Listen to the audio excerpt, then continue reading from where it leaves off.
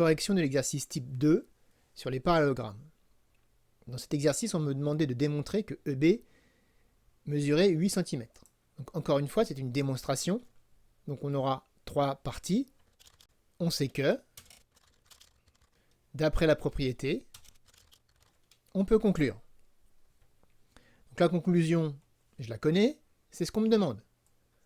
On me demande de démontrer que EB mesure 8 cm. Donc je vais pouvoir conclure EB égale 8 cm. Pour conclure ça, il me faut une propriété du cours.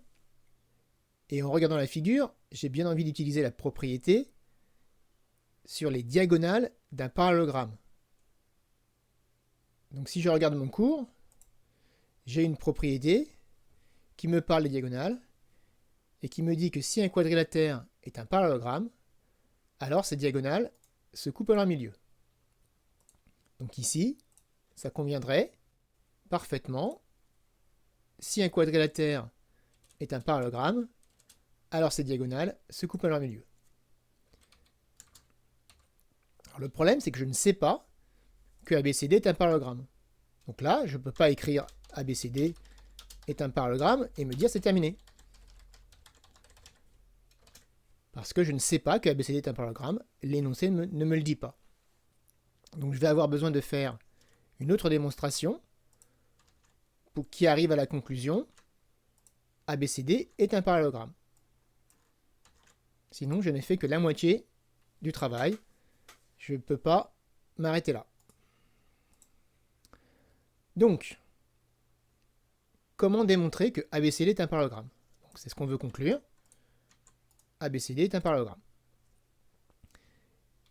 Il nous faut une propriété qui utilise vraiment les choses que l'énoncé me dit.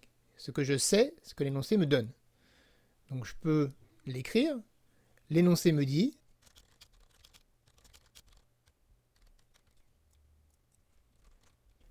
les droites AB et CD sont parallèles. Et également, les droites AD et BC sont parallèles. En effet, dans les indications de l'énoncé, les segments en gras de même style sont parallèles. Donc c'est le cas ici. AD et BC en gras continu, donc parallèles. AB et DC en gras pointillé, donc parallèles. Donc je sais que les droites AB et CD sont parallèles et que les droites AD et BC sont également parallèles.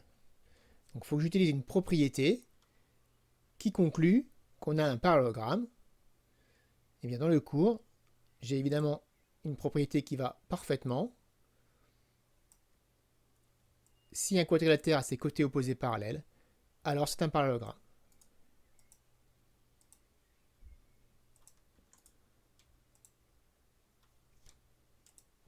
Et voilà la démonstration. Terminée. Première étape, on a démontré que ABCD est un parallélogramme. Deuxième étape, on a utilisé une des propriétés du parallélogramme pour dire que E est bien le milieu de DB et que EB mesure 8 cm.